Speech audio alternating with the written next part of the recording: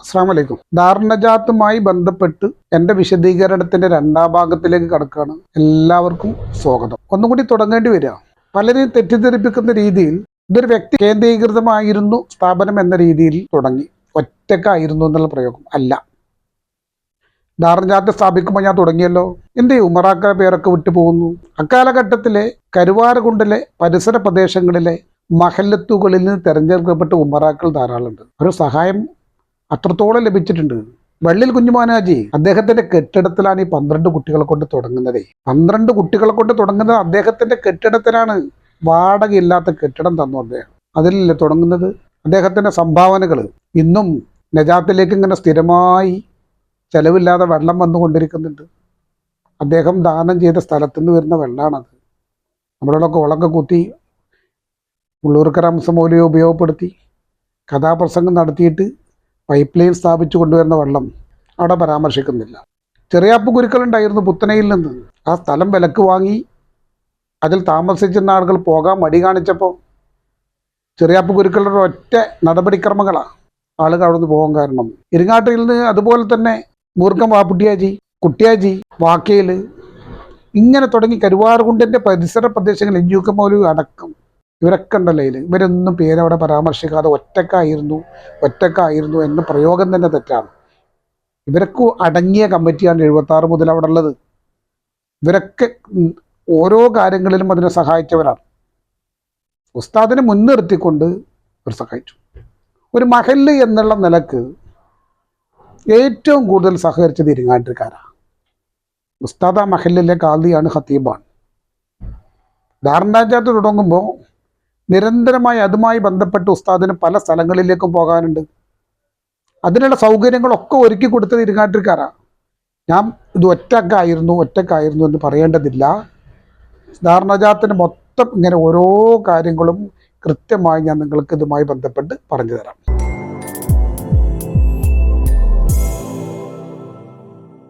മകളെ റിക്രൂട്ട്മെന്റ് ചെയ്യുന്നതിൽ എന്തെങ്കിലും പങ്കോ കാര്യങ്ങളോ അദ്ദേഹത്തിനുണ്ടോ?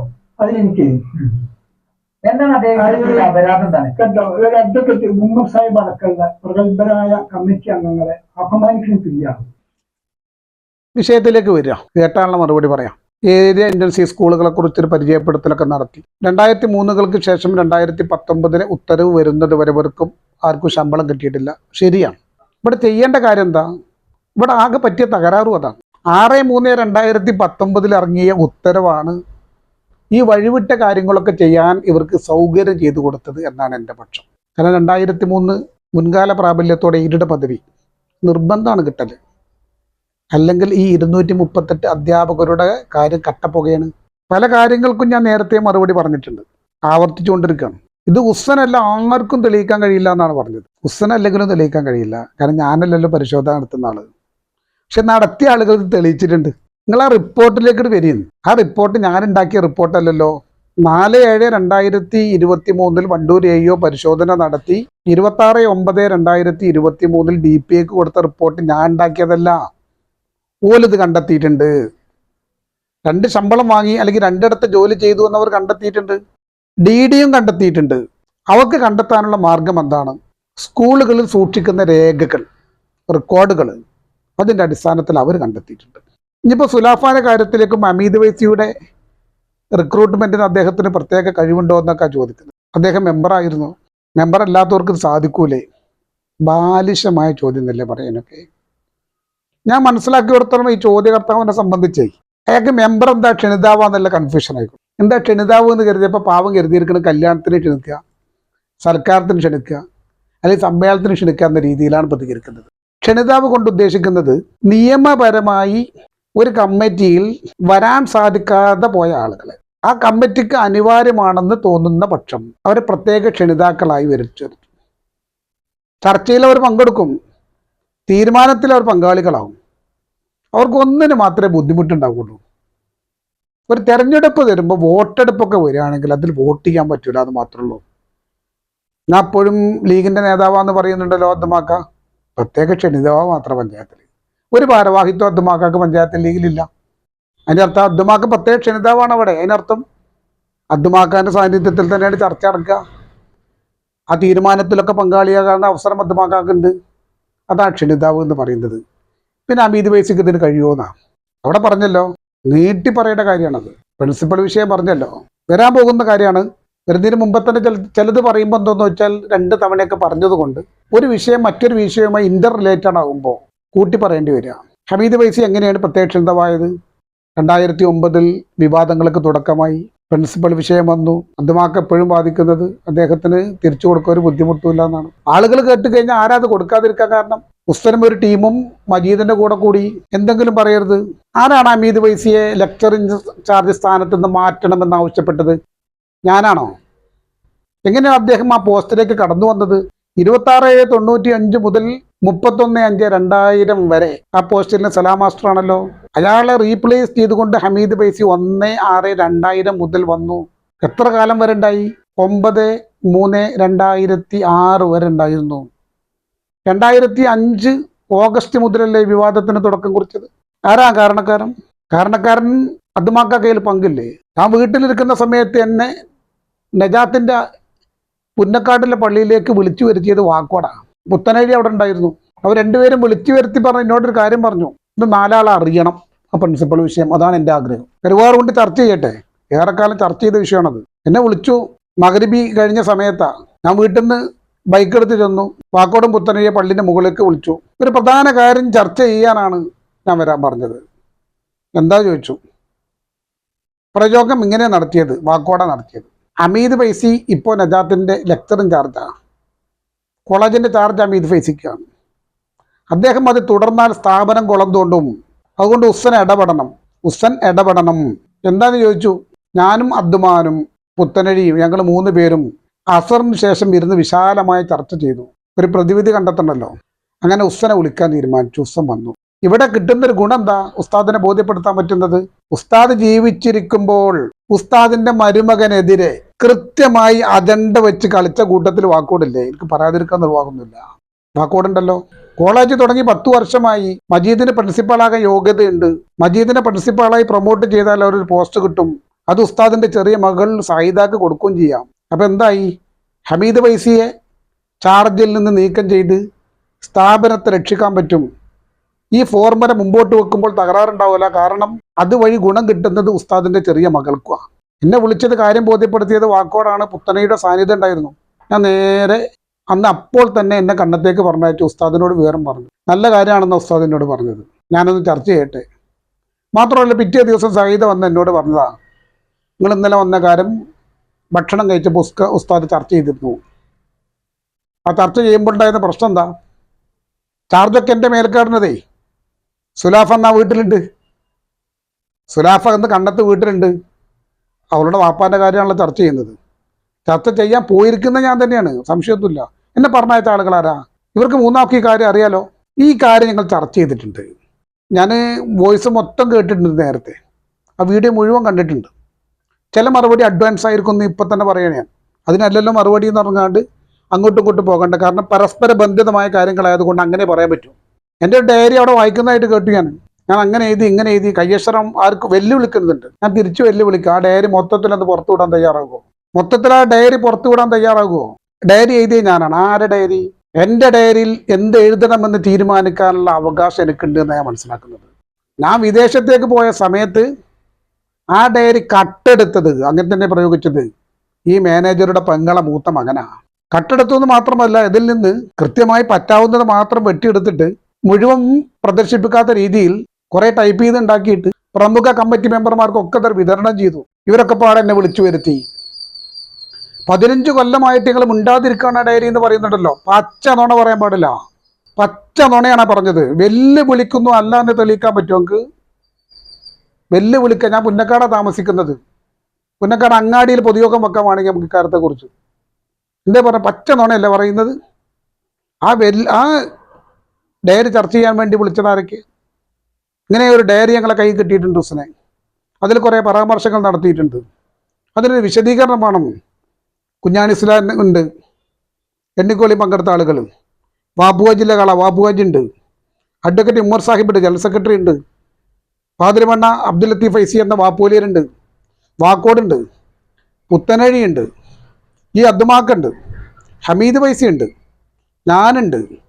ബഷീറാജ് ഉണ്ട്, അലവി സാഹിബ് ഉണ്ട്, മറിച്ച സുലൈമാക്കുണ്ട്, ആമപ്പേല് കോയാജ് ഉണ്ട്, കളത്തിൽ കുഞ്ഞാപ്പുഹാജി ഉണ്ട്, അന്നത്തെ അഡ്മിനിസ്ട്രേറ്റീവ് ഓഫീസറായിരുന്ന വാളങ്കോടം കാലിതാക്കുണ്ട്, സെയ്താലുവലുണ്ട്. ഈ പറയപ്പെടുന്ന ടീമൊക്കെ പാടെ ഒന്നിച്ചല്ലേ ചർച്ച ചെയ്തത്. ആ ഡയറിയിലെ ഓരോ ഭാഗങ്ങളും ഓരോ പാരഗ്രാഫും വായിച്ച് എന്നോട് ഇങ്ങനെ ചോദിക്കുകയാണ് ഇവർ. ഞാൻ അതിനൊക്കെ ഉത്തരം പറഞ്ഞല്ലോ. അവസാനം ഞാനൊരു ചോദ്യം ചോദിച്ചു. ഞാൻ നിങ്ങൾ അവിടെ ഇവിടെയല്ല പറഞ്ഞത്, ഈ സാന്നിധ്യത്തിൽ എൻ്റെ തൊട്ടടുത്ത് ഇരുന്നത് ഹമീദ് ഫൈസിയാണ്. ഈ ഇരിക്കുന്ന ഹമീദ് ഫൈസി നജാത്ത് കോളേജിൻ്റെ പ്രിൻസിപ്പൽ ചാർജ് തുടർന്നാൽ സ്ഥാപനം കുളം തോണ്ടും എന്ന് പറഞ്ഞ് അദ്ദേഹത്തെ റീപ്ലേസ് ചെയ്യാൻ ആവശ്യമായത് ചെയ്യണം എന്ന് പറഞ്ഞ് എന്നെ KT ഉസ്താദിൻ്റെ അടുത്തേക്ക് പറഞ്ഞയച്ചത് വാക്കോടെ നിങ്ങളല്ലേ എന്ന് മുഖത്തോക്കി ചോദിച്ചു. തല താത്തി അവിടെ ഇരുന്നു. അതുമാക്കാനോട് ചോദിച്ചു, തല താത്തി അവിടെ ഇരുന്നു. പുത്തനടിയോട് ചോദിച്ചു, പുത്തനടി മാത്രം പ്രതികരിച്ചു. പുത്തനെ എന്താ പറഞ്ഞത് ആ മീറ്റിങ്ങിൽ? ഈ കേസിൽ ഉസ്തൻ വാദിയോ പ്രതിയോ അല്ല. ഞാനും അദ്മാനും വാക്കോടും ചർച്ച ചെയ്തതിൻ്റെ അടിസ്ഥാനത്തിലുള്ള തീരുമാനം ഉസ്താദിനെ അറിയിക്കാൻ വേണ്ടി ഉസ്തനെ വിളിച്ചു വരുത്തിയതാണെന്ന് പുത്തനഴി പറഞ്ഞു. അന്ന് മുതൽ തുടങ്ങിയ പുത്തനഴിയോടുള്ള ദേഷ്യം കാരണങ്ങളൊക്കെ മനസ്സിലാക്കിക്കൂടി. അതോടുകൂടി ആ യോഗത്തിൽ വാപ്പുവാജി നീച്ചെന്താ പറഞ്ഞത്? ഈ പറയപ്പെടുന്ന ആൾ മരിക്കാത്ത ആളുകളൊക്കെ ജീവിച്ചിരിക്കുന്നുണ്ടല്ലോ, വിളിച്ച് ചോദിച്ചു നോക്കി നിങ്ങൾ. ഞാൻ പേരെടുത്താ പറയുന്നത്. അങ്ങനെ അതോടുകൂടി ആ ചാപ്റ്റർ ക്ലോസ് ചെയ്ത് വിട്ടതാ. എന്നിട്ട് ആ ഡയറി ചർച്ച ചെയ്തിട്ടില്ല. ഏറെക്കാലത്ത് ഹെഡിങ് തന്നെ അങ്ങനെയാണ്. ഏറെക്കാലമായിട്ട് വളരെ എന്തോ ഒന്ന് പോലെ ട്രഷറിയിലൊക്കെ വെച്ചതുപോലെ കാത്തു സൂക്ഷിക്കുന്ന ഒരു സാധനം എന്ന് പറഞ്ഞ ഡയറി അതാ. ആ ഡയറി മുഴുവൻ പുറത്തുവിടും. ഞാൻ എഴുതിയതാണ്. ഒന്ന് ശ്രദ്ധിക്കേണ്ട കാര്യം, ഒരു വ്യക്തി സ്വാതന്ത്ര്യം എനിക്കൊക്കെ ഉണ്ട്. അത് കട്ടെടുത്ത ആളെ ചോദ്യം ചെയ്തു നിങ്ങൾ? അതിനെ പ്രോത്സാഹിപ്പിക്കുകയല്ലേ ചെയ്തത്? ഇവിടെ നിങ്ങളെടുത്ത നിലപാടെന്താ? കട്ടെടുത്ത ആൾ നിങ്ങൾക്ക് ബന്ധപ്പെട്ട ആളാകുമ്പോൾ മിണ്ടാതിരിക്കുന്ന നിലപാടല്ലേ സ്വീകരിച്ചത്? അനീതിയുടെ പക്ഷത്തല്ലേ ആളുകളൊക്കെ ഒന്ന് ചേർന്നത്? ഇത് പറയാതിരിക്കാൻ പറ്റുമോ? നിങ്ങൾ ചെയ്യേണ്ടിയിരുന്ന ആ ഡയറി മൊത്തത്തിൽ പ്രസിദ്ധീകരിക്കണം. ഒന്നെന്തെന്നറിയോ, ഇവിടെ വന്ന് അഭിമുഖത്തിൽ വന്ന മാനേജർ ഒന്ന് സമസ്തയുമായി അദ്ദേഹത്തിൻ്റെ ഒരു ബന്ധമല്ല, ശൂന്യമല്ല എന്ന് ഞാൻ പറയാം. നാട്ടിലങ്ങനെ കറക്റ്റ്. അയാൾ കൃത്യമായി പറഞ്ഞൊരു 50-50 ഉസ്താദുമായുള്ള ബന്ധം അങ്ങനെ പറയുന്നുണ്ടല്ലോ. ഞാൻ ചോദിക്കട്ടെ, ജമിഅത്തുൽ മുഅല്ലിമീൻ്റെ മഹാസമ്മേളനം കോഴിക്കോട് കടപ്പുറത്ത് നടക്കും. അതിന് ജനറൽ കൺവീനറാണ് KT ഉസ്താദ്. ഞങ്ങളൊക്കെ അവിടെയാണല്ലോ. മരിക്കുമ്പോൾ ഞാൻ കൂടെ ഉണ്ട്. വഫാത്താകുമ്പോൾ ആംബുലൻസിലൊപ്പമുള്ള ആളാണ് ഞാൻ. ഇയാൾക്ക് എന്ത് ചെയ്തു പണി? ഇദ്ദേഹം മരണവിവരം അറിയുന്നത് പുന്നക്കാട് പന്തളി ഗ്രൗണ്ടിൽ വെച്ചാ. അലിയാക്ക എന്നൊക്കെ പറയുമ്പോഴേ KT ഉസ്താദ് എന്ന മഹാൻ ജനറൽ കൺവീനറായി ലക്ഷക്കണക്കിന് വരുന്ന മുഅല്ലിങ്ങളുടെ സമ്മേളനം നടത്തുമ്പോൾ, പ്രത്യേകിച്ചൊരു പ്രത്യേക കാലഘട്ടങ്ങളിൽ അദ്ദേഹത്തിൻ്റെ പ്രസംഗം കേൾക്കാനുള്ള താല്പര്യത്തിൻ്റെ പേരിലെങ്കിലും പോരാതെ ഇവിടെ നിന്നിട്ടേ പിറ്റേ ദിവസം പത്രത്തിൽ കൂടെ ആരാണ്ടായിരുന്നു കണ്ടപ്പോൾ അദ്ദേഹം അപ്പോഴും ദേഷ്യ പിടിക്കുന്നത്. പിന്നെ ഇവരെന്താ ചെയ്യുന്നത്? കട്ട് ചെയ്ത് വിടുന്ന ക്ലിപ്പ് കട്ട് ചെയ്യുന്ന സ്വഭാവം ഉണ്ടല്ലോ. കാരണം അത് ഇവരെ നിലപാടാണ്. മാന ബഷർ മിസ്ലുക്കും ബാക്കി ഓതൂല. ഇവരെന്താ പറയാ? റസൂല് സാധാരണക്കാരനാണ്. ബാക്കി കൂടി ഓതുമ്പോൾ വ്യക്തമാകും. ഇന്നതുപോലെ കട്ട് ചെയ്ത് വിടണ്ട. കൃത്യമായി പറയുമ്പോൾ എന്താണോ അതിൽ എഴുതിയത്, ഡയറി നിങ്ങളെ കയ്യിലാട്ടോ, എൻ്റെ കയ്യിലല്ല ഡയറി. ഡയറി അന്ന് കട്ടർ കൊണ്ടേതാണല്ലോ നിങ്ങൾ. എന്ന് കൊണ്ടേതാ? 2010 കൊണ്ടേ. 14 കൊല്ലമായിട്ട് ആ ഡയറിയുടെ കസ്റ്റോഡി ഇപ്പം നിങ്ങളാണ്. അതിനകത്ത് എഴുതിയത് എന്താണെന്നുള്ളത് മുഴുവൻ പറയുന്നില്ല എന്നുള്ള ബോധ്യത്തിലാണല്ലോ ഞാൻ പറയുന്നത്. മുഴുവൻ നിങ്ങൾ എന്തായിക്കോട്ടെ, എന്താണ് ഇതിൻ്റെ സാഹചര്യങ്ങൾ? ഈ സാഹചര്യങ്ങൾ ഞാൻ കൃത്യമായി പറയുന്നുണ്ട്. ഒന്ന്, ഹമീദ് ഫൈസി ഉസ്താദിൻ്റെ കൂടെ ഗൾഫ് യാത്ര ചെയ്യാൻ തുടങ്ങിയതോടുകൂടിയാണ് ഇത്തരം പ്രശ്നങ്ങൾക്കൊക്കെ കാരണം. പറയാതിരിക്കാൻ നിർവാഹമില്ല. ഹമീദ് ഫൈസിയെ ഫോക്കസ് ചെയ്തുകൊണ്ട് തന്നെ പറയുന്നത്. കൃത്യമായ സൂചനയുടെ അടിസ്ഥാനത്തിലാണ് പറയുന്നത്. ഉസ്താദ് മരിക്കുന്നതിന് തൊട്ട് മുമ്പേ ജനുവരി 26 തിരൂരിൽ SKSFൻ്റെ മനുഷ്യജാലിക നടന്നു. ആ മനുഷ്യജാലിക കഴിഞ്ഞപ്പോൾ ഞാൻ കൂടെ പോയിരുന്നല്ലോ. തിരിച്ചു പോരുമ്പോൾ എൻ്റെ കൂടെ സലാം വൈസിരിക്കാട്ടിൻ്റെ പുത്രി ഉസ്താദും ഉണ്ട്. ചർച്ച ചെയ്തപ്പോൾ കിട്ടിയ കുറേ കാര്യങ്ങളുണ്ടല്ലോ. ഞാൻ ഒറ്റക്കല്ല, ചോദിച്ചു നോക്കാൻ നിങ്ങൾക്ക് ബോധ്യപ്പെടും. ആളുകൾക്ക് ചോദിച്ചാൽ ബോധ്യപ്പെടും ഉസ്താദിൻ്റെ നിലപാടുകൾ എന്തായിരുന്നു എന്നുള്ളത്. കൃത്യമായി ഈ സംഭവങ്ങൾക്ക് ശേഷം ഇവിടെ എന്തുകൊണ്ട് ഞാൻ ഡയറി എഴുതേണ്ടി വന്നു എന്ന് ചോദിച്ചാൽ പലതും തെളിവില്ലാതെ നഷ്ടപ്പെടുമോ എന്ന് തോന്നലുണ്ടായി. ഞാൻ സാദിഖ് അലി ശിഹാബ് തങ്ങളുടെ കത്തിൻ്റെ അടിസ്ഥാനത്തിൽ അദ്ദേഹം പ്രസിഡൻ്റായ യമാനിയ ഇസ്ലാമിക് സെൻറ്റർ പൂക്കോട്ടുംപാടത്തിന് വേണ്ടി ഗൾഫിൽ പോയി. വന്നപ്പോൾ ആകെ വിവാദം. വന്നപ്പോഴാണ് ഈ ഡയറി വിവാദം ഉള്ളത് കേട്ടോ. ഞാൻ പോയ ഘട്ടത്തിലാണ് ഇതൊക്കെ എടുത്തു വെച്ചിരിക്കുന്നത്. എന്താ വിവാദം? ഞാൻ ചോദിക്കാതെ പോയി. വാക്കോട് കോളേജിൻ്റെ മാനേജറാണ് അയാളെ. എനിക്ക് കാഷ്വൽ ലീവ് അല്ലാത്ത ഏത് ലീവ് എടുക്കണമെങ്കിലും മാനേജറുടെ പ്രൊസീഡിങ്സ് വേണ്ടേ? അതിൽ ഒപ്പ് വെച്ചിരിക്കുന്ന മാനേജറല്ലേ? എൻ്റെ സർവീസ് ബുക്കിൽ ആ ലീവ് എഴുതി വെച്ചിട്ടില്ലേ? ഇതൊക്കെ ലീവൊക്കെ എടുത്ത് പോയി എന്ന് മാത്രമല്ല, എന്നെ പറഞ്ഞേക്കാൻ വേണ്ടി യമാനിയ ഇസ്ലാമിക് സെന്റർ കമ്മിറ്റി തീരുമാനിച്ചു. അതിൽ അധ്യക്ഷത വഹിച്ചിരിക്കുന്നു വാക്കോടാണ്. വാക്കോടിൻ്റെ അധ്യക്ഷതയിൽ ചേർന്ന കമ്മിറ്റിയാണ് എന്നെ UAEക്ക് പോകാൻ തീരുമാനിക്കുന്നത്. എന്നിട്ട് കരുവാരകുണ്ടിൽ വന്ന് പറയാണ് അറിയാതെ പോയി.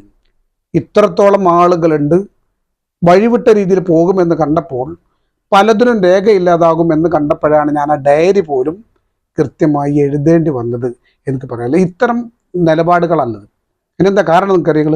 2005 ഹമീദ് ഫൈസി ചാർജിൽ തുടർന്നാൽ സ്ഥാപനം കുളം തോണ്ടുമെന്ന് പറഞ്ഞയച്ച ആളുകൾ ഉസ്താദിൻ്റെ വഫാത്തിന് ശേഷം മറുകണ്ഠം ചാടുന്നു, എന്നെ പ്രതികൂട്ടിലാക്കുന്നു എന്ന് ബോധ്യപ്പെട്ടപ്പോൾ സ്വാഭാവികമായിട്ടും പിന്നെ എന്നെക്കുറിച്ചുള്ള ആരോപണങ്ങൾ അത് ചെയ്തു ഇത് ചെയ്തു. ഞാൻ 2009 മുതൽ 2021 വരെ ഇവരായിട്ട് ഫൈറ്റിലാണല്ലോ. പല കാര്യങ്ങളും എനിക്ക് അഭിപ്രായ വ്യത്യാസങ്ങളുണ്ടെന്ന് അറിയിച്ചിട്ടുണ്ടല്ലോ. എന്തെങ്കിലും ഒരു തുരുപ്പ് ചീട്ട് എനിക്കെതിരെ ലഭിച്ചിരുന്നുവെങ്കിൽ ഇവർ കൃത്യമായി ഉപയോഗിക്കില്ലേ? കിട്ടിയില്ലല്ലോ, ഒന്നും കിട്ടിയിട്ടില്ലല്ലോ. അപ്പോൾ ദുരാരോപണങ്ങൾ ഉന്നയിക്കുക, വ്യക്തിഹത്യ നടത്തുക, ആ തലത്തിലേക്ക് ഞാൻ നീങ്ങുന്നില്ല. ഉമ്മർ സാഹിബ് ജനറൽ സെക്രട്ടറിയായ സ്ഥാപനം എന്നല്ലേ പറഞ്ഞത്? പറഞ്ഞാൽ കേട്ട് ഉമ്മർ സാഹിബൊക്കെ ഇത് അറിഞ്ഞു കാണുന്നു. എന്താ ഉമ്മർ സാഹിബ് അറിഞ്ഞത്? ഈ വിവാദം 2023 മാർച്ച് 13 ഞാൻ കൊടുത്ത അപേക്ഷ മുതൽ ജൂലൈ 4 നടന്ന പരിശോധനയും അതിൻ്റെ റിപ്പോർട്ടും എന്തെങ്കിലും ഉമ്മർ സാഹിബ് അറിഞ്ഞിട്ടുണ്ടോ? 2023 ഡിസംബർ 30 ഉമ്മർ സാഹിബ് അവിടെ ഇല്ലേ? അറിഞ്ഞിട്ടുണ്ടോ? 2 മണിക്ക് വന്ന് വെള്ളിയാഴ്ച ദിവസം 4 മണിക്ക് ആവശ്യമായ പരിശോധന നടത്തി അവിടുത്തെ രേഖകൾ എടുത്ത് ഇവരിങ്ങനെ പോകുമ്പോൾ അതിനുശേഷം അവിടെ ഭാരവാഹി മീറ്റിംഗ് കൂടി. അതുമാക്കൊക്കെ അറിയാലോ ഇൻസ്പെക്ഷൻ കഴിഞ്ഞ് പോയി എന്നുള്ളത്. ധാരാളം നേരം സംസാരിച്ചിട്ടുണ്ടാവും ഉമ്മർ സാഹിബിനോട്. ജനറൽ സെക്രട്ടറി എന്നുള്ള നിലക്ക് DD ഓഫീസിൽ നിന്ന് ഇങ്ങനെ ടീം വന്ന് പരിശോധിച്ചു പോയി എന്ന് പറഞ്ഞിട്ടുണ്ടോ? ഈ അന്വേഷണ റിപ്പോർട്ട് പുറത്തു വരുന്നതിന് മുമ്പ് ജനറൽ സെക്രട്ടറിക്ക് ഇതുമായി ബന്ധപ്പെട്ട എന്തെങ്കിലും കാര്യങ്ങൾ അറിയുമോ? ജനറൽ സെക്രട്ടറി എന്ന ധാർമ്മിക ഉത്തരവാദിത്വത്തിന്റെ പേരിൽ എന്തെങ്കിലും പറയും എനിക്കറിയില്ല. ഇന്ന് രാവിലെ പോലും നമ്മുടെ ഒരു സുഹൃത്ത് തങ്ങള് ഉമ്മർ സാഹിബിനെ വിളിച്ചൊരു വോയിസ് ഇട്ടതായി കാണാൻ സാധിക്കുന്നുണ്ട്. അതിൽ കൃത്യമായി പറയുന്നുണ്ട്, ഉമ്മർ സാഹിബ് കൃത്യമായി പറയുന്നുണ്ട്. എന്താ പറയുന്നത്? ഈ റിപ്പോർട്ട് പുറത്തു വരുന്നത് വരെ ഞാൻ അറിഞ്ഞിട്ടില്ല. പ്രസിഡന്റ് തങ്ങളെ കുറ്റപ്പെടുത്തിയിട്ട് ഇങ്ങനെ ശ്രദ്ധകൾ അതൊന്നും പറയുന്നുണ്ടോ? അങ്ങനെ തന്നെ ഉപയോഗിക്കുന്നത്. തങ്ങൾ എപ്പോഴാണ് അറിഞ്ഞിരിക്കുന്നത്? ഇക്കഴിഞ്ഞ ചൊവ്വാഴ്ച മീറ്റിംഗ് നടന്നതിന് ശേഷം. എന്താ മീറ്റിംഗിലെ തീരുമാനം? കോലാഹലങ്ങൾ ഉണ്ടായിട്ടുണ്ട് മീറ്റിംഗിൽ, കൃത്യമായ ഇടപെടലുകൾ ഉണ്ടായിട്ടുണ്ട് മീറ്റിംഗിൽ. തീരുമാനം എടുക്കുമ്പോൾ ഐക്യകണ്ഠേന തന്നെ എടുക്കുക, അത് അങ്ങനെ വരിക. വിയോജിപ്പ് രേഖപ്പെടുത്തലൊന്നും ഉണ്ടാവില്ല. എന്താണ് അവിടെ ചർച്ചകൾ നടന്നത്? ഈ പോക്ക് ശരിയല്ല. 2014 മുതൽ 2024 വരെ വിവിധ തസ്തികകളിലേക്ക്, വിവിധ സ്ഥാപനങ്ങളിലേക്ക് നിയമനം നടത്തലുമായി ബന്ധപ്പെട്ട് വാങ്ങിയ പണത്തിൻ്റെ കണക്കുകൾ നാളിതുവരെ അവതരിപ്പിച്ചിട്ടില്ലായിരുന്നു. ആളുകൾ ഇടപെടാൻ തുടങ്ങി. അപ്പോൾ അവതരിപ്പിച്ചു. 10 കൊല്ലത്തിന് ശേഷം അവതരിപ്പിച്ചത്. എന്താ അവിടെ തീരുമാനമെടുത്തത്? മേലിൽ പ്രവർത്തക സമിതി അറിയാത്ത ഒരു നിയമനങ്ങളും ഉണ്ടാവില്ല, സമ്മതിച്ചു. അവസാന ചർച്ചകളൊക്കെ നടന്നപ്പോൾ അങ്ങനെ തന്നെ ചർച്ചകളാണ് ഇതൊക്കെ. എല്ലാ കാര്യങ്ങളും ചർച്ച ചെയ്തു.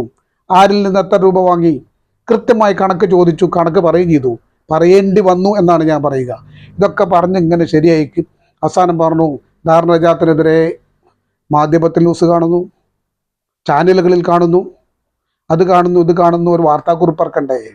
ഉമ്മർ സാഹിബ് എന്താണോ പറഞ്ഞത് ഞാൻ മനസ്സിലാക്കിയത്? ഞാൻ നാളിതുവരെ ഇതുമായി ബന്ധപ്പെട്ട കാര്യങ്ങളൊന്നും തങ്ങളുമായി ചർച്ച ചെയ്തിട്ടില്ല. അതുകൊണ്ട് തങ്ങളെ അനുമതി വാങ്ങണം. പോകാൻ തീരുമാനിച്ചു. എന്തേ തങ്ങൾ അനുമതി കൊടുത്തു? ഇപ്പോൾ പ്രതികരിക്കേണ്ടെന്നാണ് തങ്ങൾ അനുമതി കൊടുത്തത്. ഇതുമായി ബന്ധപ്പെട്ട അന്വേഷണ റിപ്പോർട്ടേ ഫോർവേഡ് ചെയ്യപ്പെട്ടിട്ടുള്ളൂ. സർക്കാരിൻ്റെ തീരുമാനം വന്നിട്ടില്ല, ഉത്തരവ് ഇറങ്ങിയിട്ടില്ല. ഉത്തരവ് വന്നിട്ട് പ്രതികരിക്കാം എന്നേ പറഞ്ഞത്. ആ തങ്ങളുടെ ഉത്തരവ് വന്നിട്ട് പ്രതികരിക്കാം എന്നതിനെയാണ് മാനേജർ കണ്ടിച്ചിരിക്കുന്നത്. ഇനി മാനേജറോട് ഉമ്മർ സാഹിബ് പറഞ്ഞിക്കണമെന്ന് നമുക്കറിയില്ല കേട്ടോ. ആയിക്കോട്ടെ, പറഞ്ഞതിൽ ബുദ്ധിമുട്ടൊന്നുമില്ല. തങ്ങളതല്ലേ പറഞ്ഞത്, എന്നിട്ട് പ്രതികരിച്ചാൽ മതി എന്നാണ് പറഞ്ഞത്. അതുവരെ പ്രതികരിക്കേണ്ടതില്ല എന്നാണ് പറഞ്ഞത്. എന്താ കാരണം? 2023 മാർച്ച് 13 പരാതി കൊടുത്ത അന്ന് മുതൽ ഇതുവരെ നടന്ന ഒരു കാര്യം കൂടെ തങ്ങളോട് പറഞ്ഞിട്ടില്ല. അന്വേഷണ റിപ്പോർട്ട് പുറത്തു വന്നപ്പോൾ കമ്മിറ്റി കൂടിയിട്ടല്ലേ തങ്ങളടുത്തേക്ക് എത്തുന്നത്? സ്വാഭാവികമല്ലേ? തങ്ങൾക്കും പ്രസിഡന്റ് എന്നുള്ള രീതിയിൽ ഒരു കാര്യം ചർച്ച ചെയ്യാതെ പോയിട്ടുണ്ട്. അപ്പോൾ തങ്ങൾ അതിന് നിലപാടെടുത്തു എന്നാണ് ഞാൻ മനസ്സിലാക്കുന്നത്.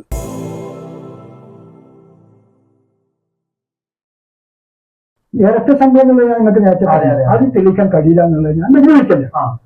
അത് ആർക്കും കഴിയില്ല. ഈ 3 ആളും ഒരു നിലക്കും ഇരട്ട സംഭവം മേടിച്ചിട്ടില്ല. പിന്നെ ഈ പറഞ്ഞ ഒപ്പിന്റെ പ്രശ്നങ്ങളാണ്. സുലോഫയുമായി ബന്ധപ്പെട്ടാണ് കൂടുതൽ സമയം എടുക്കുന്നത്. ഹമീദ് വൈസിന്റെ മകളാണല്ലോ. ഇവിടെ ചോദ്യകർത്താവും മാനേജറും സംസാരിച്ചു കൊണ്ടിരിക്കുക. എന്താ സുലാഫയുടെ അനധികൃത നിയമനം കൊണ്ട് ഉദ്ദേശിക്കുന്നത് എന്താ? 2019 മാർച്ച് 6 ഉത്തരവിറങ്ങിയത്. സാധാരണ എയ്ഡഡ് സ്കൂളുകളിൽ നിയമനത്തിന്റെ പ്രൊസീജിയർ എന്താ? ഒഴിവിനനുസരിച്ച് ആളുകളെ നിയമിക്കും, യോഗ്യത നിർബന്ധമാണ്.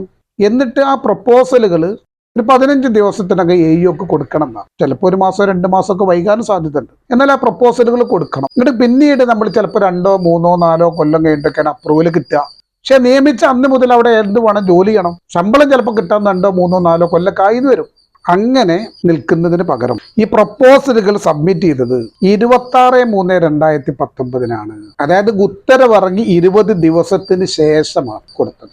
ഈ പറയപ്പെട്ട ആളുകളുണ്ടല്ലോ, 2003 മുതൽ 2017 കാലയളവിൽ വിവിധ സമയങ്ങളിൽ നിയമിക്കപ്പെട്ട 11 ആളുകളുണ്ടല്ലോ. ഇവരൊക്കെ പ്രപ്പോസൽ ഒന്നിച്ചു കൊടുക്കുന്നത് എന്നാ 26/3/2019 കൊടുത്തു. നല്ല സൗകര്യം കിട്ടി, റെക്കോർഡ് പോലെ സൗകര്യം പോലെ അങ്ങനെ ആക്കി കൊടുത്തു.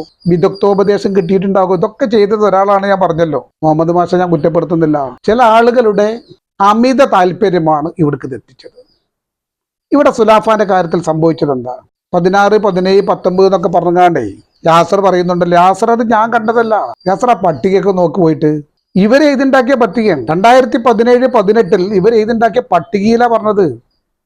സുലാഫാന്റെ 19ാമത്തെ നമ്പറായിട്ടാണ് എഴുതി ചേർത്തത്. ശരിയാണത്, വളരെ കൃത്യ ആകേണ്ടത് അങ്ങനെയാണ്.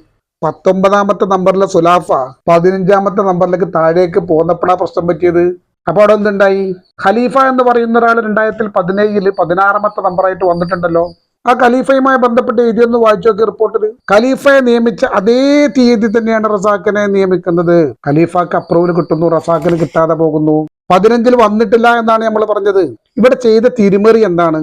19 വന്ന ആള് 15 ഡേറ്റ് ഇട്ട് ശമ്പളം വാങ്ങി. അതാ തിരിമറി. അതവിടെ നടന്നിട്ടുണ്ട്. തെളിവെന്താ? സത്യം പറയാലോ, ഞങ്ങളന്ന് കൂടിയിരുന്നു, ചർച്ച ചെയ്തില്ലേ? എല്ലാവരും സമ്മതിച്ച കാര്യമല്ലത്.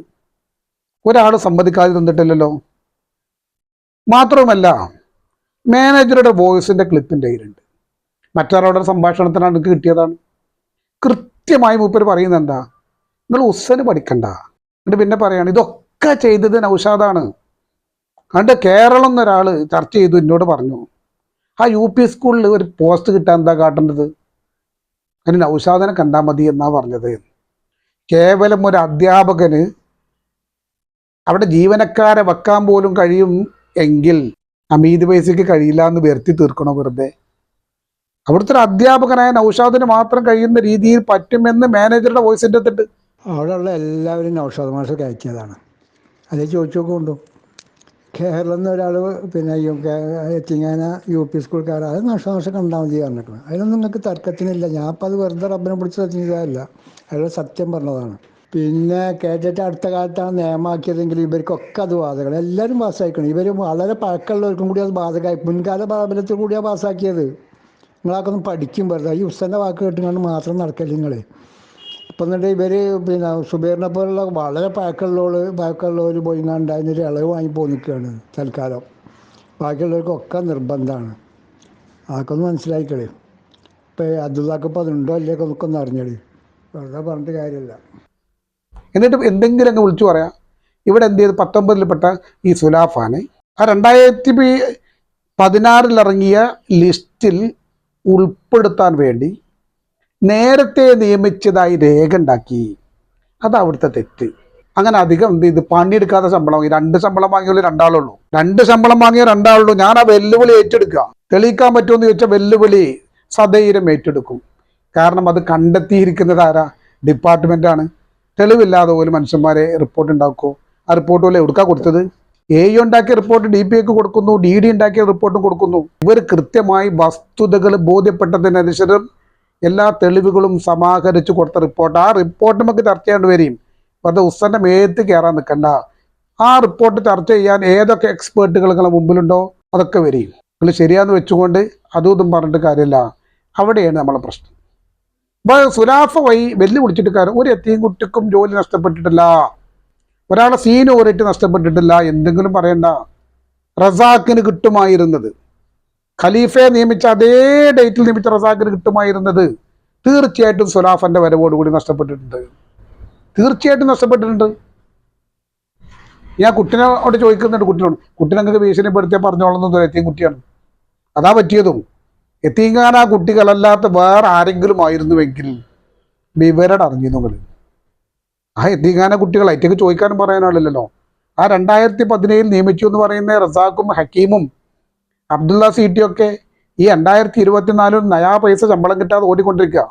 അവരുടെ പ്രൊപ്പോസൽ പോലും സമയത്ത് നിങ്ങൾ കൊടുക്കാതെ 5 വർഷം നഷ്ടപ്പെടുത്തിയില്ല നിങ്ങൾ എത്തിയും കുട്ടികളായതുകൊണ്ട്.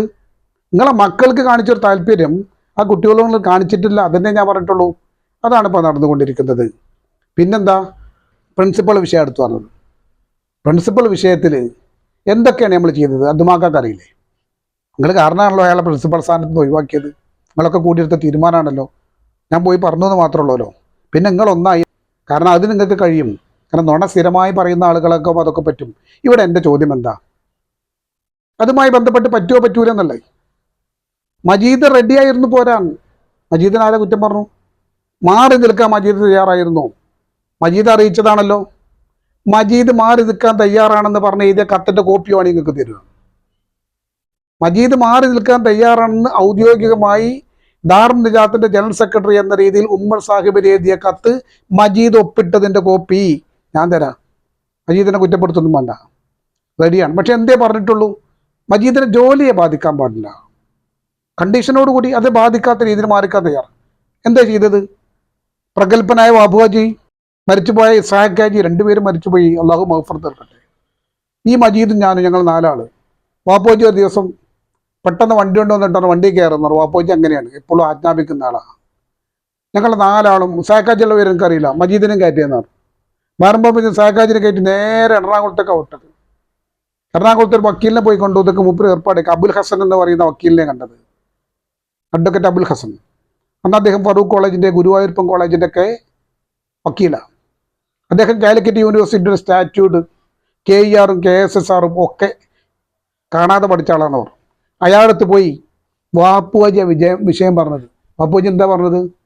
ഇത് മജീദാ, ഇത് ഞങ്ങളെ കോളേജിൻ്റെ പ്രിൻസിപ്പാളാണ്.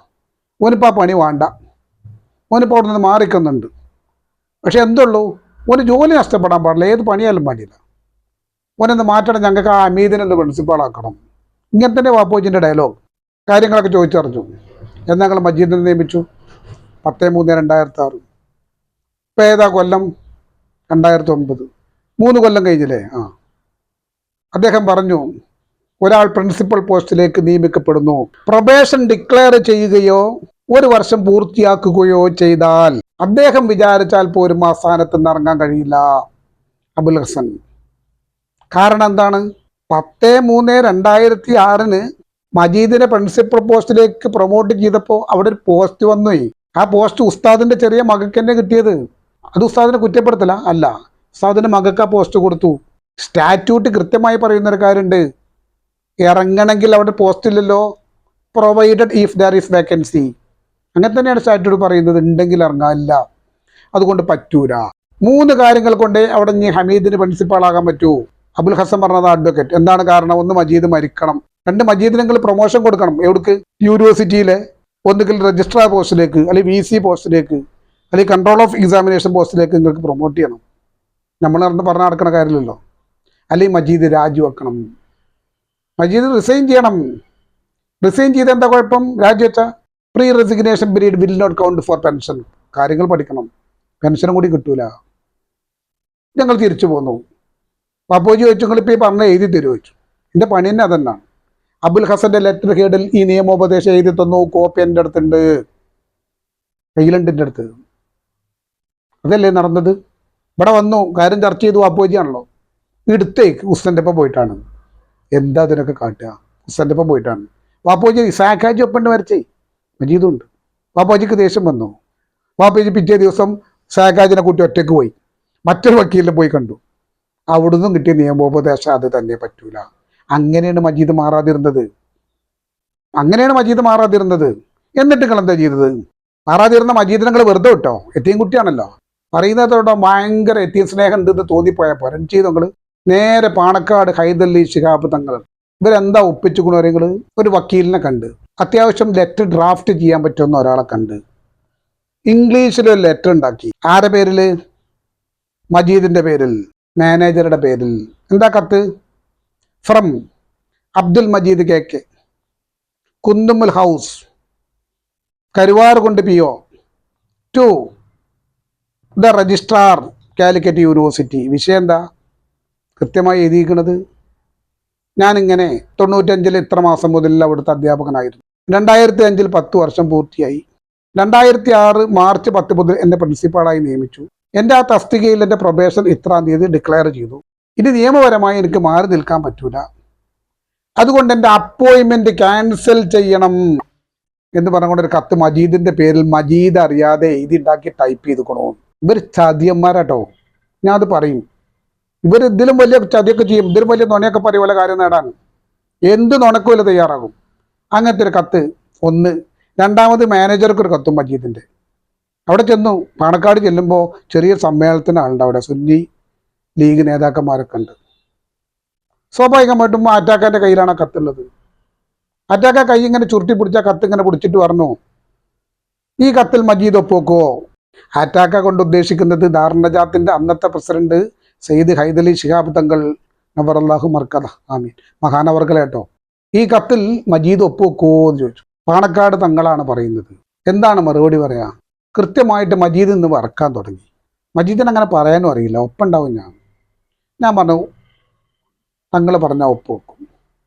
പക്ഷേ എന്താണ് പക്ഷേ? അതിൻ്റെ ഉള്ളടക്കൊന്ന് ഈ സദസ്സിൽ വായിച്ചിട്ട് പോരേന്ന് ചോദിച്ചു. അപ്പോൾ ആരാ അത് വായിക്കുക? ഞാൻ ഉമ്മർ സാഹിബ് ഉണ്ടല്ലോ അവിടെ, അവസാനം എന്നെ വായിക്കാൻ ഏൽപ്പിച്ചു. ഞാൻ അതിൻ്റെ വായിച്ചു ഉള്ളടക്കം പറഞ്ഞു. ആ കത്ത് മജീദ് ഒപ്പിട്ടിരുന്നുവെങ്കിൽ പിറ്റേ ദിവസം മുതൽ മജീദിന് പണി ഉണ്ടാവില്ല. അത്രയും കൊടും ചതിയുമായി ബന്ധപ്പെട്ട കത്ത് കോപ്പി എൻ്റെ അടുത്തുണ്ട് ആ കത്തിൻ്റെ. അങ്ങനെ എന്ത് ചെയ്തു? തങ്ങൾ ഒരു തീരുമാനം പ്രഖ്യാപിച്ചു. ഈ കത്തിൽ മജീദ് ഒപ്പിടൂല. ഇനി പാണക്കാട് ഇതുമായി ബന്ധപ്പെട്ട ചർച്ചയില്ല. യൂണിവേഴ്സിറ്റിയിൽ പോയി നിങ്ങൾക്ക് തീരുമാനിക്കാം. യൂണിവേഴ്സിറ്റി ഇത് സംബന്ധമായി എന്ത് പറയുന്നുവോ ആ തീരുമാനവുമായി മുന്നോട്ട് പോകാം. നജാത്തൊരു സമിതിയെ വെച്ചു. യൂണിവേഴ്സിറ്റിക്ക് പോയി. എൻ്റെ അഭിപ്രായത്തിൽ ഇപ്പോഴത്തെ അഡ്മിനിസ്ട്രേറ്റീവ് ഓഫീസർ തൂർത്ത് അബ്ദുറഹ്മാൻ അടക്ക സമിതിയിലുണ്ടായിരുന്നു, അലുസ്ത ഉണ്ടായിരുന്നു എന്നൊക്കെ തോന്നുന്നത്. പോയി അവിടെ ചെന്നപ്പോൾ എന്താണ്ടായി? രജിസ്ട്രാർ നാരായണൻകുട്ടിയാണ്. അദ്ദേഹം പറഞ്ഞു വകുപ്പില്ല എന്ന് പറഞ്ഞ് മടക്കി വിട്ടു. ഇതൊക്കെയല്ലേ ഇത് സംബന്ധമായി സംബന്ധിച്ചത്? എന്തൊക്കെ പുലിവാലകൾ ഉണ്ടാക്കി തീർത്തത്? ഇതൊക്കെ ആ സ്ഥാപനത്തിൽ നടന്നതാണ്. ഇവിടെ ഞാൻ ചെയ്ത തെറ്റെന്താ? ഞാൻ ചെയ്ത തെറ്റ് 3ാം ക്ലാസ്സിൽ എത്തിങ്ങാനിയിൽ വന്ന് നജാത്തിൽ നിന്ന് ആദ്യമായി ഫസ്റ്റ് ക്ലാസ്സോടുകൂടി 10ാം ക്ലാസ് പാസ്സായി. പ്രീ ഡിഗ്രിയും PGയും മമ്പാട് കോളേജിൽ പഠിച്ച് കാലിക്കറ്റ് യൂണിവേഴ്സിറ്റിയുടെ B.Ed സെന്ററിൽ B.Edഉം കഴിഞ്ഞ കാലഘട്ടത്തിൽ 95 കോളേജിൽ അംഗീകാരം ലഭിക്കുന്നു. ആ കോളേജിൽ അഡീഷണൽ പോസ്റ്റായിട്ട് വന്ന പോസ്റ്റിലേക്ക് നിയമിക്കപ്പെട്ട മജീദ് എന്ന എത്തിയും കുട്ടി സ്വാഭാവികമായിട്ടും മജീദിൻ്റെതായ അല്ലാത്ത കാരണത്താൽ മജീദ് 2006 പ്രിൻസിപ്പൽഷിപ്പ് ഏറ്റെടുക്കേണ്ടി വന്നതാണ്. നിർബന്ധിച്ച് ഏൽപ്പിച്ചതാണ്. ഒരു ജോലി പോകുന്ന സാഹചര്യം വന്നപ്പോൾ മജീദിനെ സഹായിച്ചു എന്ന കാര്യം ഞാൻ ചെയ്തിട്ടുള്ളൂ. അല്ലെങ്കിൽ ഉസ്താദിനെ അപമാനിക്കുന്നതിന് തുല്യമല്ലേ ഇപ്പം നിങ്ങൾ ചെയ്യുന്നത്? ഇതിൽ അവകാശവാദം ഉന്നയിക്കാൻ തന്നെ പറ്റുമോ? നിങ്ങൾക്ക് പാടില്ലല്ലോ. മിൽക്കില്ലാത്ത ഒന്നിൽ, ഉടമസ്ഥാവകാശം ഇല്ലാത്ത ഒന്നിൽ അനന്തരാവകാശിയെ തീരുമാനിക്കാൻ പറ്റുമോ? അതുകൊണ്ടല്ലേ ജനറൽ സെക്രട്ടറിയായിട്ട് ഉസ്താദിന് ശേഷം ഉമ്മർ സാഹിബ് വരുന്ന സാഹചര്യമൊക്കെ ഉണ്ടാകുന്നത്? ഇതൊക്കെ എല്ലാവർക്കും ബോധ്യമായ കാര്യമല്ലേ? ഇതൊക്കെ ആ സ്ഥാപനത്തിൽ നടന്നതാണ്. ഇതൊക്കെ അറിയാവുന്നൊരു വ്യക്തി എന്നുള്ള നിലക്ക് ഞാൻ മിണ്ടാതിരിക്കണം. എന്നിട്ട് എന്തൊക്കെയാണ് പറഞ്ഞത്? എന്നെ പുറത്താക്കിയതാ. എവിടെ ഞങ്ങൾ എന്നെ പുറത്താക്കിയത്? ഞാൻ അകത്തില്ലല്ലോ. അകത്തില്ല ആളല്ലോ ഇതൊക്കെ പുറത്താക്കാൻ പറ്റുള്ളൂ. ചെറി വന്നത് അത് കേട്ടപ്പോൾ ഒരു യാസർ എന്ന് പറയുന്ന വിദ്യാർത്ഥി നമ്മുടെ കോളേജിലുണ്ടായിരുന്നു. അപ്പോൾ എടക്കര ഓർഫനേജിൻ്റെ മാനേജറാണ്. അപ്പോൾ പലപ്പോഴും പറഞ്ഞിരുന്നു ഞങ്ങളതിനെ പഠിപ്പിക്കുമ്പോൾ നിങ്ങൾക്ക് എന്നെ പുറത്താക്കാൻ കഴിയൂല. അപ്പോൾ പലപ്പോഴും പറഞ്ഞിരുന്നു നിങ്ങൾ എന്ത് പറഞ്ഞാലും എന്നെ പുറത്താക്കാൻ പറ്റില്ല എന്നാണ് പറയും. അപ്പോൾ ഞാൻ എന്താ അതിൻ്റെ ഗുട്ടൻസ് ഇങ്ങനെ നോക്കുമ്പോൾ യഥാർത്ഥത്തിന് ഒരു പാരലൽ കോളേജ് ഉണ്ടായിരുന്നു അറബിക്ക്, പുത്തനി ഉസ്താദ് ഇതിൻ്റെ പ്രിൻസിപ്പൽ. അപ്പോൾ ഓന് അഡ്മിഷൻ കൊടുത്തിട്ടില്ല. ഓന് അഡ്മിറ്റ് ചെയ്തിട്ടില്ല, ക്ലാസ്സിലുണ്ട്. അപ്പോൾ അഡ്മിഷൻ തന്നെ കൊടുക്കാത്ത ഒരാൾ പുറത്താക്കാൻ പറ്റും? ഞാൻ ഇപ്പം തന്നെ പുറത്തല്ലേ.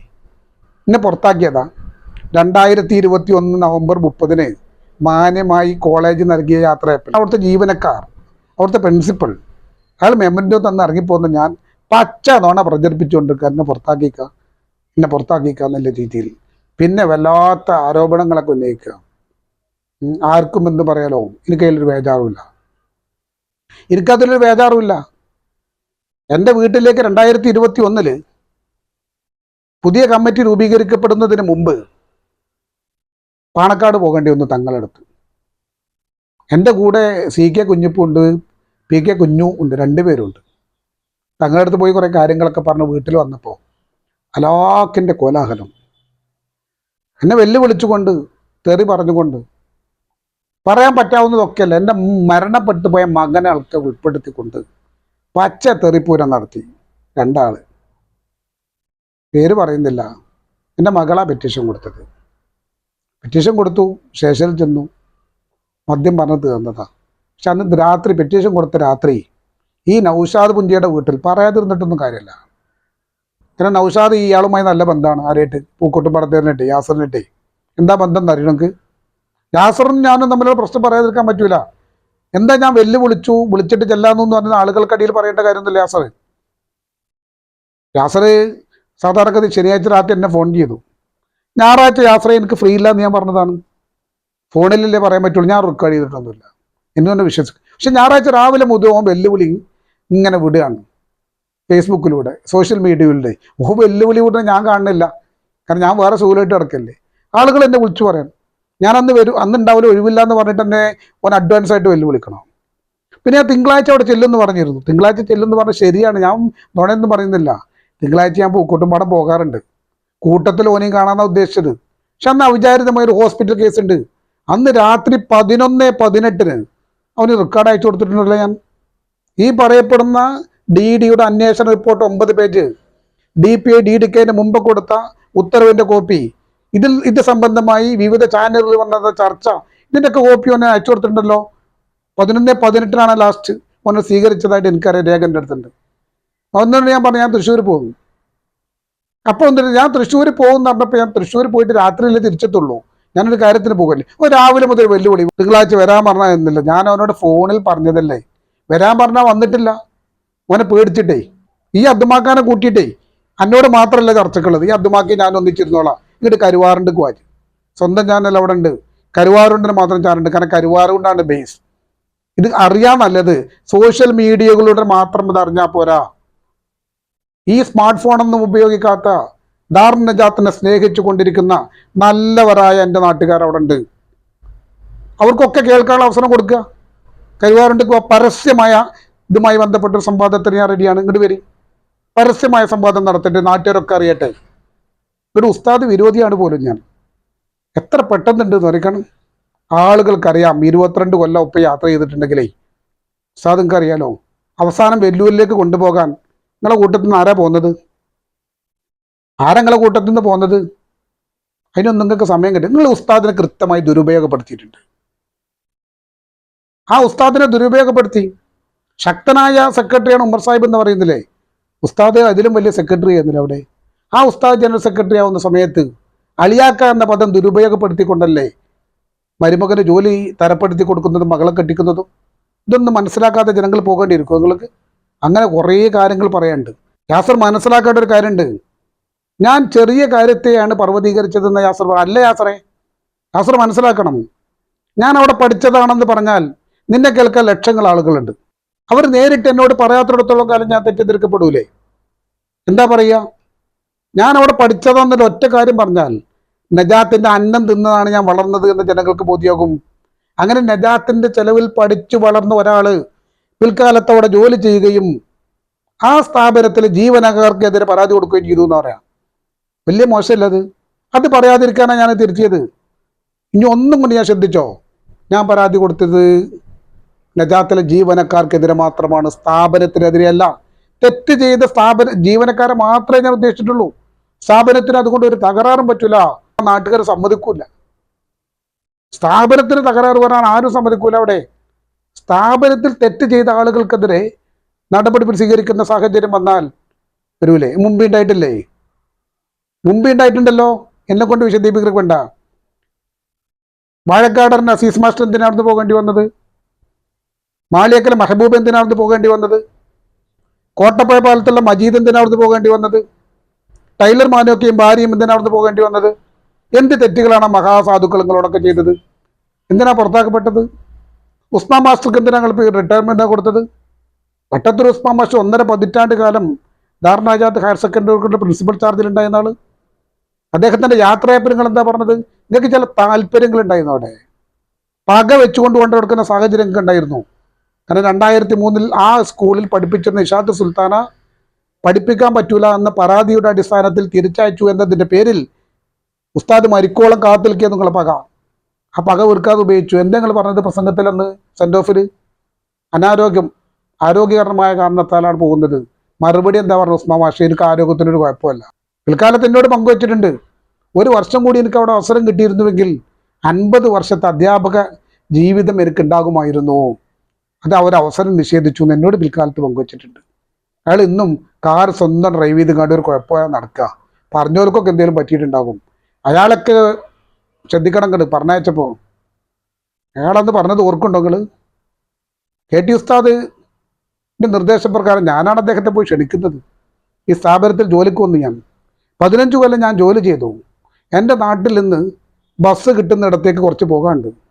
ആകെ എനിക്ക് ഓട്ടോറിക്ഷയ്ക്ക് 20 രൂപയാണ് ഈ 15 കൊല്ലത്തിനിടയ്ക്ക് കൊടുക്കേണ്ടി വന്നത്. കാരണം ഞാനവിടെ ഇറങ്ങുമ്പോഴേക്ക് ഏതെങ്കിലും വാഹനം കൊണ്ട് ആളുകൾ വരും, ഉദ്ദേശ സ്ഥലത്തേക്ക് എന്നെ എത്തിച്ചു തരും. ഇത് KT ഉസ്താദിൻ്റെ കറാമത്തായിട്ട് ഞാൻ കാണുന്നു എന്നാണ് അദ്ദേഹം ആ യാത്രാപ്യോധത്തിൽ പ്രസംഗിച്ചത്. ഇവിടെ എന്തൊക്കെ കാട്ടിക്കൂട്ടിയിട്ടുണ്ടെന്ന് നിങ്ങൾ. പിന്നെ നിങ്ങൾ എന്ത് ചെയ്തു? ഉസ്താനെ ഇന്നല്ല പണ്ടേ പറഞ്ഞിരുന്നു ഉസ്താനെ വിവിധ സ്ഥാപനം അടുപ്പിക്കരുത്. എന്താ കാരണം? ഇതൊക്കെ എനിക്കറിയാം. പക്ഷെ ഞാനെവിടെ എത്തി? ഞാനിതൊക്കെ പറയുമ്പോൾ കൃത്യമായി പറയുന്നത് നജാത്ത് ഇംഗ്ലീഷ് മീഡിയം സ്കൂളിൻ്റെ PTA പ്രസിഡൻ്റായിരുന്നു ഞാൻ. ഒരേ സമയത്ത് നജാത്ത് ഹയർ സെക്കൻഡറി സ്കൂളിൻ്റെ PTA പ്രസിഡൻ്റാണ് ഞാൻ. ഈ Najath college of science and technology കണ്ടത്തിൻ്റെ PTA പ്രസിഡൻ്റാണ്. അത് ജനങ്ങൾ തിരഞ്ഞെടുക്കുന്ന ഒന്നാണ്. നിങ്ങളെ ഔദാര്യമല്ലല്ലോ. അവിടെ ഞാൻ എത്തി. അപ്പോൾ അതൊക്കെ എല്ലാ കാര്യങ്ങളും എനിക്കറിയാമായിരുന്നു. നിങ്ങളുടെ ഉദ്ദേശം എന്താണ്? ഉസ്താദിനെ മോശമാക്കുകയാണ്, സ്ഥാപനത്തിനെതിരാണ് എന്ന രീതിയിൽ ദുഷ്പ്രചരണം നടത്തി, പ്രചണ്ഡമായ പ്രചരണം നടത്തി ആളുകൾക്കിടയിലൂടെ യഥാർത്ഥ ചർച്ച വഴിതിരിച്ചു വിടാനുള്ള ശ്രമങ്ങളാണ് നിങ്ങൾ നടത്തിക്കൊണ്ടിരിക്കുന്നത്. പിന്നെ എനിക്കെതിരെയുള്ള ഒരു ആരോപണം, കോളേജിലെ അനധ്യാപക ജീവനക്കാരുമായി ബന്ധപ്പെട്ട നിയമനങ്ങളുമായി ബന്ധപ്പെട്ട അവിടെ യോഗ്യത. ശരിയാണത്. 95 തുടങ്ങുമ്പോൾ എല്ലാ അറബിക് കോളേജിലും ഒരു ക്ലർക്ക്, ഒരു PUD ഉണ്ടായിരുന്നുള്ളൂ. അതായത് 11 അറബിക് കോളേജിന് 11x2 22 ആളെ ആകണ്ടായിരുന്നുള്ളൂ. നിരന്തരമായി ഇതുമായി ബന്ധപ്പെട്ട് പ്രവർത്തിക്കാൻ തുടങ്ങി. അങ്ങനെ സൂപ്പി സാഹിബിന്റെ കാലഘട്ടങ്ങളിൽ ഗവൺമെന്റുമായി നടന്ന ചർച്ചയുടെ അടിസ്ഥാനത്തിൽ ഒരു കോളേജിൽ 5 വീതം ആളുകളെ നൽകാൻ തീരുമാനിച്ചു. അങ്ങനെ 55 പോസ്റ്റ് ക്രിയേറ്റ് ചെയ്യും. ഒരു കോളേജിന് 5. ഓർഡർ ഇറങ്ങിയത് 17/9/2004. രേഖ പോലും ഇല്ലാതെ ഞങ്ങൾക്കിത് പറയാൻ പറ്റും. ഡേറ്റ് വെച്ചോളി, 17/9/2000. ആ ഓർഡറിലൊരു പ്രശ്നം ഉണ്ടായി. ക്ലറിക്കൽ പോസ്റ്റിലേക്ക് നിയമിക്കപ്പെടുന്ന ആളിന് ഡിഗ്രി നിർബന്ധമാണ്. അപ്പോൾ സ്വാഭാവികമായിട്ടും ഈ പോസ്റ്റ് വരുമ്പോൾ ആഗ്രഹിച്ചുകൊണ്ടിരിക്കുന്ന ആളുകളുണ്ടല്ലോ.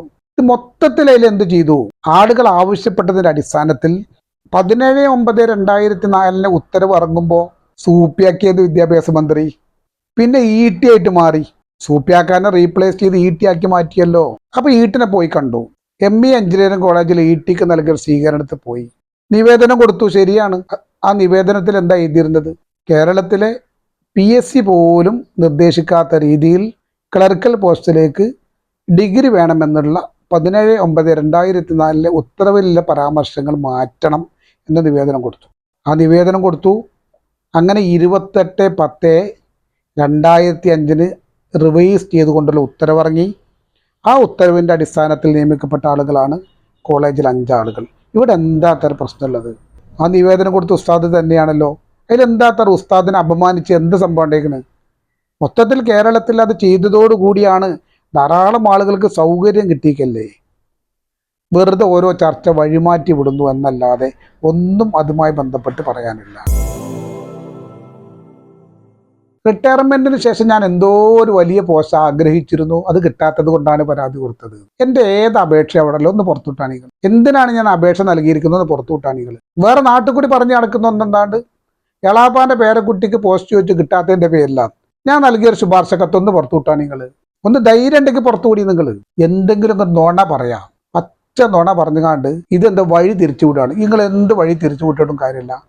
ഞാനിപ്പോഴും പറയുന്നു, ഊന്നി പറയുന്നു, ആ റിപ്പോർട്ടിൻ്റെ അടിസ്ഥാനത്തിൽ ചർച്ചയ്ക്ക് തയ്യാറാവണം. ആ റിപ്പോർട്ടാണ് നമ്മുടെ മുമ്പിലുള്ള പ്രശ്നം എന്നാണ് പറയുന്നത്. ഇങ്ങനെ നിരന്തരമായി പറഞ്ഞുകൊണ്ടിരിക്കുന്ന കുറേ കാര്യങ്ങൾക്ക് എല്ലാറ്റിനും മറുപടി പറഞ്ഞു എന്നാണ് ഞാൻ മനസ്സിലാക്കുന്നത്. ഈ ദുരൂഹതകളൊക്കെ ഉണ്ടാക്കിയതിൻ്റെ പിന്നിലെ ചാലക ശക്തികൾ ആരൊക്കെയാണെന്ന് കരുവാരകുണ്ടിലെ ബഹുജനങ്ങൾക്ക് ഇതുവരെ മനസ്സിലായിട്ടുണ്ട്. നജാത്തിൻ്റെ കമ്മിറ്റിക്കാർക്കും മനസ്സിലായിട്ടുണ്ട്. ഇതൊക്കെ നടന്നിട്ടും ഈ നിമിഷം വരെ കമ്മിറ്റിയുടെ ഉത്തരവാദപ്പെട്ട ഏതെങ്കിലും ഒരു ഭാരവാഹി അല്ലെങ്കിൽ ഒരു പ്രവർത്തക സമിതി അംഗം എന്തുകൊണ്ടാണ് ഉസ്സനെ ഇങ്ങനെ പരാതി കൊടുത്തത് എന്ന് എന്നോട് ചോദിച്ചിട്ടില്ല. ഒരാളും ഫോണ് വയ്യോ അല്ലാതെ ചോദിച്ചിട്ടില്ല. കാരണം എന്താ, ഇതിലൊക്കെ എൻ്റെ ഭാഗമാണ് ശരി എന്ന് ഭൂരിപക്ഷം ആളുകൾക്കും കമ്മിറ്റിക്കാർക്കടക്കം വിശ്വാസമുണ്ട് എന്നാണ് ഞാൻ മനസ്സിലാക്കുന്നത്.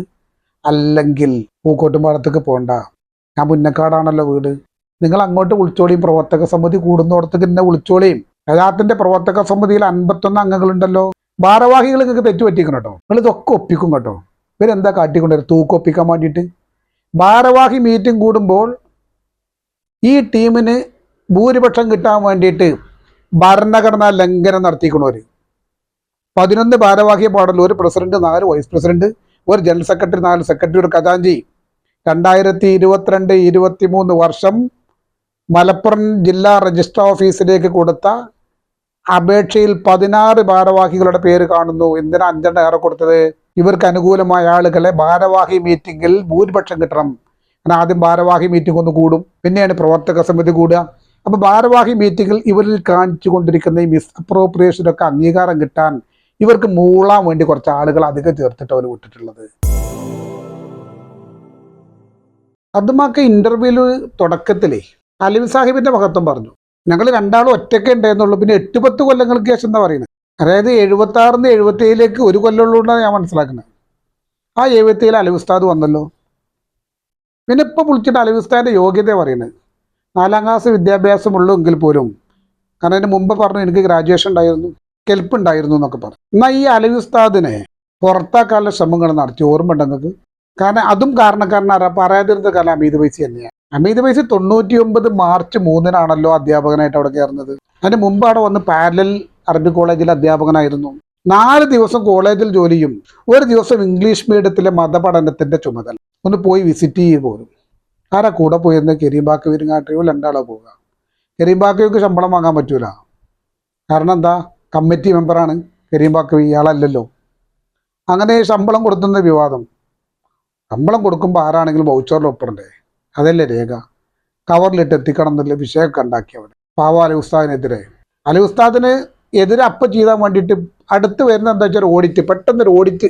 മാളിയേക്കൽ അബ്ദുറഹ്മാൻ ഹാജി, മുക്കുന്നൻ അബുഹാജി ഒക്കെ പാടെ കൂടിയിട്ട് ഓടി. എന്താ ഓഡിറ്റിൽ കണ്ടെത്തിയത്? അലി ഉസ്താദിനെതിരായിട്ട് ഓഡിറ്റിൽ കണ്ടെത്തിയത് KTM ഹോളോബിക്സിൽ നിന്ന് വാങ്ങിയ ബില്ല് കാണാനല്ല. പാവ അലി ഉസ്താദിന് കൃത്യമായിട്ട് അറിയാലോ, നിർമ്മാണ പ്രവർത്തനങ്ങളൊക്കെ നടത്തിയത് സാക്കാജിന്റെ കെയർ ഓഫ്. കാരണം വാങ്ങിയിരിക്കുന്നതും അതിന്റെ പൈസ കൊടുത്തിരിക്കുന്നതും ഒക്കെ സാക്കാജിയാണ്. അയാൾക്കാണ് അതിന്റെ ചുമതല ഉണ്ടായിരുന്നത്. സാക്കാജി അത് കൃത്യമായി ചെയ്യുകയും ചെയ്തിരുന്നു. നല്ല മനുഷ്യനായിരുന്നു, കൃത്യമായിരുന്നു കാര്യങ്ങളൊക്കെ, എല്ലാ കാര്യങ്ങളും. അപ്പം ആ കണ്ടെത്തൽ എന്തായി? ബില്ല് കാണാതെ പോയിട്ടുണ്ട്. അത് അലി ഉസ്താദ് ആയിരുന്നുവെങ്കിൽ പുറത്താക്കാന്നുള്ള പണിയവലെടുക്കുക. അങ്ങനെ ഇവർക്ക് പറ്റാത്ത ആളുകളെ ഏത് വിധേനയും ദ്രോഹിക്കാൻ തയ്യാറാവും. അതിനെന്ത് വകുപ്പും കണ്ടെത്തും, അതിനെന്ത് ആരോപണങ്ങളൊക്കെ ഉന്നയിക്കും. പിന്നെ ഈ സുലൈമാൻ പറഞ്ഞല്ലോ, നമ്മൾ നാട്ടിൽ കൂടി നടക്കുന്ന ഒരു വലിയ പ്രചരണം, അലി ഉസ്താദിന്റെ കുടുംബവുമായി ബന്ധപ്പെട്ടു നടക്കുന്ന നിയമനങ്ങൾ നടക്കാണ്ട് ഫേസ്ബുക്കിലൂടെ. ഏതാണ് ഈ സുലൈമാൻ? ആ സുലൈമാൻ അലി ഉസ്താദിന്റെ മരുവനാണെന്ന് പറയുന്നത്. അലി ഉസ്താദിന്റെ മരുവൻ സുലൈമാൻ നജാത്ത് യത്തീംഖാനി പഠിച്ചതാണ്. അവിടുന്ന് പഠിച്ച് ഡിഗ്രി ഒക്കെ എടുത്ത ആളാണ്. BSc മാത്സിൽ B.Ed ഉള്ള ആളാണ്. അവൻ നജാത്തിൽ ജോലി കയറിയിട്ട് എത്രയോ കൊല്ലം കഴിഞ്ഞിട്ടാണ് കല്യാണം കഴിക്കുന്നത്. അപ്പോൾ അലി ഉസ്താദിന്റെ മരുവൻ എന്ന് പറയുമ്പോൾ നേരത്തെ ഒരാളെ മരുവൻ വന്നതുപോലെ എല്ലാം റെഡിയാക്കി നിർത്തിയിട്ട് മരുവനെ ക്ഷണിച്ചു വരുത്തിയതല്ല. ഇത് മരുവനാകുന്നത് ജോലി കിട്ടിയതിന് ശേഷം മരുമകനായതാണ്. ഇത് പറയാതിരിക്കാൻ പറ്റില്ല. കരുവാറുകുണ്ടിൻ്റെ പൊതുയിടങ്ങളിലെ അലവി സാഹിബിന് വല്ലാത്ത അംഗീകാരം ഉണ്ടായിരുന്നു. മരണാനന്തരം ആ അംഗീകാരം നൽകുന്നതിനോട് പലർക്കും വിയോജിപ്പുള്ളത് പോലെയാണ് മരിച്ചു കഴിഞ്ഞിട്ടും അയാളെ പിടികൂടാതെ പിന്നാലെ കൂടാണ്. അതിനുള്ള മറുപടികളൊക്കെ അവിടെ സോഷ്യൽ മീഡിയയിൽ വന്നുകൊണ്ടിരിക്കുന്നുണ്ട്. ഇതും കൂടി ഇവിടെ പരാമർശിക്കണമെന്ന് എനിക്ക് തോന്നിയിട്ടുണ്ട്.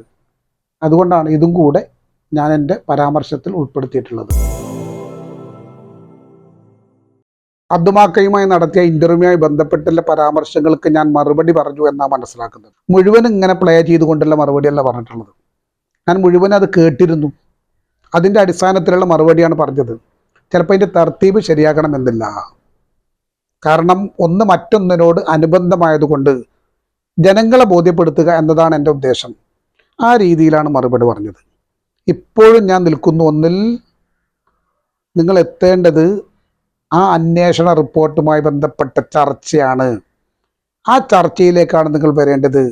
ഇത് വഴിമാറി പോകേണ്ട. ആവശ്യം വന്നാൽ ഇനിയും ഞാൻ ചർച്ചയ്ക്ക് വരും. തൽക്കാലം വേണ്ടി വരില്ല എന്നതാണ് എൻ്റെ വിശ്വാസം. ഇനി നിങ്ങൾ ചെയ്യേണ്ടത് വെല്ലുവിളിക്കുന്നല്ല വേണ്ടത്. ഞാൻ ഒരു ഭരണഘടനയും അംഗീകരിക്കില്ല എന്ന് ആവർത്തിച്ച് പറയലല്ല ആവശ്യം. ഇത് അന്വേഷണ റിപ്പോർട്ട് ഓൾറെഡി എല്ലാ കടമ്പകളും കഴിഞ്ഞ് സർക്കാരിൻ്റെ മേശപ്പുറത്താണുള്ളത്. മനസ്സിലാക്കിയിടത്തോളം പൊതുവിദ്യാഭ്യാസ സെക്രട്ടറിയുടെ മേശപ്പുറത്താണുള്ളത്. അതിൽ ഒരു തീരുമാനം വരുമെന്നാണ് പ്രതീക്ഷിക്കുന്നത്. അതിൽ മുൻവിധിയൊന്നും നമുക്കില്ല, പറയുന്നുമില്ല. തീരുമാനം എടുക്കേണ്ടത് സർക്കാരാണ്. അങ്ങനത്തെ അവസ്ഥയാണുള്ളത്. അപ്പോൾ ഇത് സംബന്ധമായ ചർച്ച നടത്തുമ്പോൾ ചെയ്യേണ്ടത് ആ റിപ്പോർട്ടാണ് ചർച്ച ചെയ്യേണ്ടത്. ആ റിപ്പോർട്ടിൻ്റെ കണ്ടൻ്റാണ് ചർച്ച ചെയ്യേണ്ടത്. അത് കണ്ടെത്തിയിരിക്കുന്ന വിദ്യാഭ്യാസ വകുപ്പാണ്, അന്വേഷിച്ചിരിക്കുന്നത് അവരാണ്, അവർക്കാവശ്യമായ രേഖകൾ കൈമാറിയിരിക്കുന്നത് ഈ സ്കൂളിൽ അധികൃതരാണ്. ഇതിലെനിക്ക് പങ്കൊന്നുമില്ല.